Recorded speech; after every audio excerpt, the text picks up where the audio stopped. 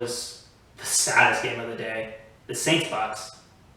That was sad. Those guys both should retire. I know Bree's going to retire this year, but so should Brady. Brady should absolutely retire. He looks terrible. He looks like Kirk Cousins that can be clutch. Like sometimes.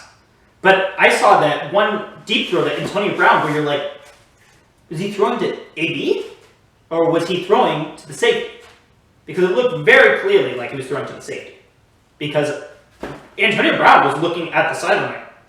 Like, he's not going to say anything to Tom Brady. Tom Brady's going to be like, hey, Tom, maybe be a little more accurate with that. He's not going to say that because, I think, to me, like, live with Tom Brady right now. I think he lives with Tom Brady. I think Tom Brady lodges him, which is hilarious. He's like, hey, make sure you don't go out after 10 because, you'll get in trouble and then you'll get kicked off the team. They have too many weapons, though. That's what I thought when I was watching them and I saw the Saints start to win. I thought they had too many weapons. But Brees should retire, which sucks because he threw the 2 picks and it was hard to watch because he completed like 50% of his passes. He had a QBR of like 51. It was rough.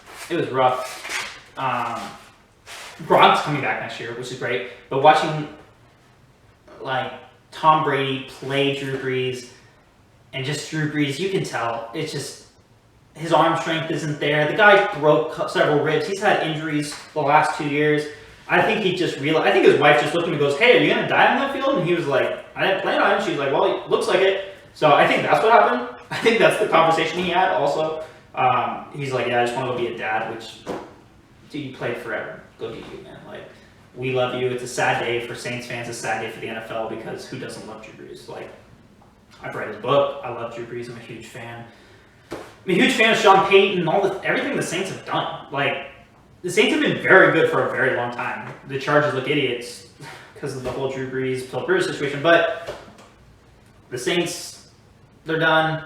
I think Kamara is obviously generational talent in the way he's able to catch passes, run the ball, and then take wildcat formation passes. I don't think Taysom Hill's their guy. I don't think so at all. So if he retires, Jameis, please give me Jameis in New Orleans. Give me Jameis in New Orleans. That's where he's supposed to be. You know what I mean? He's from Florida, so Tampa Bay was cool, but he's supposed to be in New Orleans. You know what I mean? He's just crab legs, seafood, got arrested for stealing them. It just all fits together. I don't know if you guys heard this, but the LASIK thing, apparently the Saints, ever since he got that LASIK thing, they're like, oh, we really like what we see. I was like, okay. He had 1 pass for 56 yards and a touchdown today. That was freaking awesome. It was a trick play, and I lost my mind, even though I definitely wanted the Bucs to win. But I lost my mind because I love Jameis. I don't see where the Saints go from here. Do you go with Jameis? Do you go with Taysom? Do you go with neither?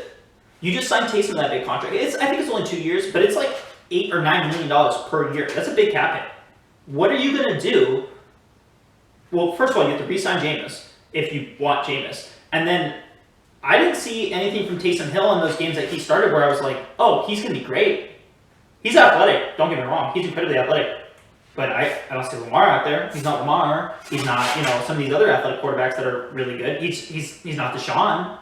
Like, he's super fast. He's a super fast quarterback who fumbles like 4 times a season in like really crucial moments, which really pisses me off that he'll get like runs and just fumble it horribly. And you're just like, dude, why was he even on the field? It's dumb. But I just don't see Sean Payton being able to. I think Sean Payton knows that too. I think he's screwing us all. I think he's jerking us all around saying, oh yeah, Taysom Hill's the guy. We know Taysom Hill's not the guy. The guy entered the league at 40 years old. He went to BYU, he's a Mormon, he had to go on his mission trip, that's awesome, but he entered the league at 27 years old. How far is your development? Like, how much can you develop a guy at the age of 27? You can't. He can get better. He can absolutely get better, but he's not going to change who he is as a player. He's an athletic quarterback. I guess he's a change-of-pace quarterback, which is hilarious to say because I've only ever said that about running backs, but I guess he's a change-of-pace running back or change-of-pace quarterback. But I don't think Jameis or Taysom are the guy. I think they know who they're going to get. I think Sean Payton's extremely intelligent. I think he knows what he's going to do. I just don't see Tom Brady being the Packers by any means. Like, I don't think he's even going to get close. I think they're going to get... Like, they kicked the crap out of the Packers in the regular season. Don't get me wrong. They beat them. Like, it was an absolute blowout. I remember watching the game. I was like, oh, and off. I'm going to bed. But after watching Aaron Rodgers today do what he did, Saturday, just play the way he did, and just play out of his absolute mind, and Tom Brady kind of makes some of these throws where you're like, is he that good? Is he that great? And you saw some drops. And while that offense is very good and they have a lot of weapons, there is such thing as too much of a good thing. If you have all these weapons but you can't spread the ball like you need to, or you're forcing it to someone, picks happen, fumbles happen, bad plays, you lose games. And I think a big problem was, especially at the beginning of the season, was Bruce Arians didn't tailor his game to Tom Brady at all. Tom Brady is literally dead accurate 10 to 15 yards. He's the most accurate quarterback I've ever seen 10 to 15 yards. Easily. He's so accurate.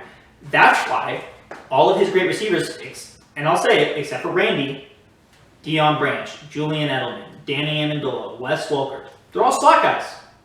They're all slot guys because he only throws 10 to 15 yards because he knows he can hit 10 to 15 yards every time and he'll kill you walking down the field with 10 completions in one drive. Who cares?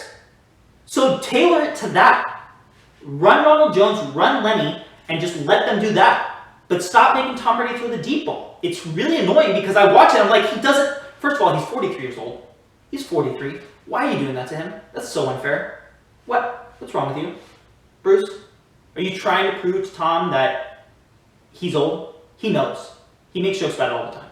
So stop making him throw the deep ball. I know Mike Evans is out there. Don't get me wrong. But have Mike Evans run a post. Have Mike Evans run a slant. I understand he's an outside threat, but I think until Bruce Arians understands that, maybe I'll just throw like slants and stuff to Scotty Miller because that's what Tom Brady's good at. Who, by the way, Scotty Miller's great. Another freaking tiny slot guy who just catches a bunch of passes. Who had like 500-something yards this season. Does that not tell you something, Bruce? So, I just don't see them going in there and beating the Packers, though. I think Aaron Rodgers is playing... They're on fire. Matt LaFleur has a good game plan, and I just don't see... I think Matt LaFleur is a better coach than Bruce Arians, like, by a lot. By a lot. I think Bruce Arians is very stuck in his ways. You hear it in the way he talks, and he seems like a great guy. He seems like super fun, seems super cool. The guy's always drinking. He's always talking about how he needs a margarita after this, or, a scotch, which is cool and funny and stuff. But it's very clear that he's also probably pretty stubborn. The way he talks, he's like, this is my way or the highway.